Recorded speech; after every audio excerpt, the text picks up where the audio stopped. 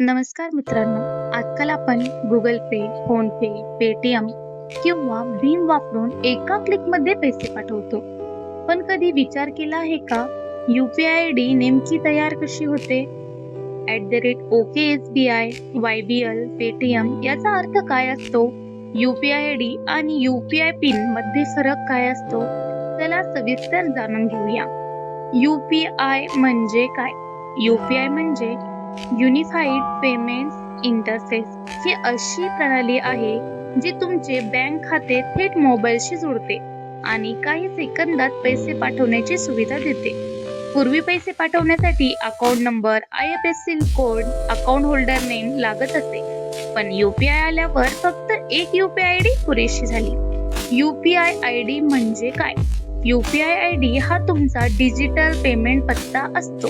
उदाहरण: Harsha @OKSBI, mobile number @UPI, name @YBL. जसे प्रत्येक घराचा पत्ता वेगळा असतो तसे प्रत्येक UPI आयडी वेगळी असते. UPI आयडी तयार होण्यासाठी काय आवश्यक असते?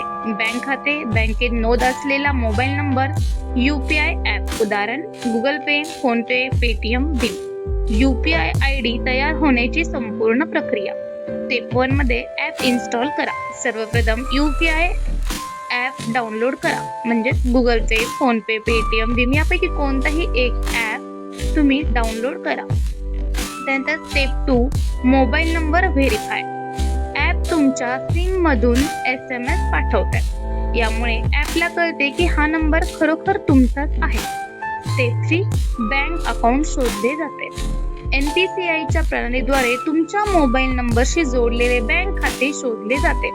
उदाहरण: हा मोबाईल नंबर आहे आणि त्याचे बँक खाते SBI मध्ये, तर ॲपला SBI खाते सापडते. आयडी. स्टेप 4 UPI आयडी तयार होते. आता ॲप तुमच्यासाठी UPI आयडी तयार करते. उदाहरण: हर्षा @OKSBI. यामध्ये हर्षा युजर नेम आहे आणि OKSBI SBI हँडल. @OKSBI म्हणजे काय? अनेकांना वाटते की @OKSBI हा नंबर किंवा कोड आहे, पण तसे नाही. हे SBI शी संबंधित UPI हँडल आहे. काही प्रसिद्ध handles OKSBI, SBI, OKHDFC bank, HDFC bank, IBL, ICICI bank, AXL, axis bank, YBL, PhonePe, Paytm. YPI pin कसा तयार होतो? UPI आयडी तयार झाल्यावर पैसे पाठवण्यासाठी पिन आवश्यक असतो. त्यासाठी ATM card number, expiry date, OTP verification ही प्रक्रिया पूर्ण करावी लागते.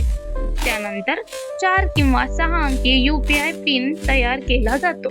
महत्त्वाची गोष्ट: UPI आयडी आणि UPI पिन हे वेगवेगळे असतात. UPI आयडी पैसे मिळवण्यासाठी आणि UPI पिन पैसे पाठवण्यासाठी.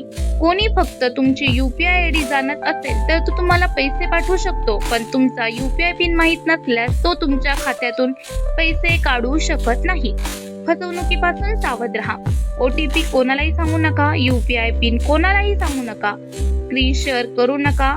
रिसीव्ह मनी साठी पिन टाकू नका. थोडक्यात UPI आयडी हा तुमचा डिजिटल पत्ता आहे. ती मोबाईल नंबर आणि बँक खात्याच्या आधारे तयार होते.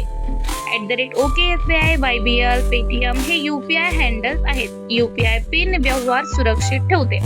UPI आयडी आणि UPI पिन हे पूर्णपणे वेगळे असतात. व्हिडिओ आवडला असेल तर लाईक करा, शेअर करा आणि अशाच माहितीपूर्ण व्हिडिओसाठी चॅनलला सबस्क्राईब करायला विसरू नका.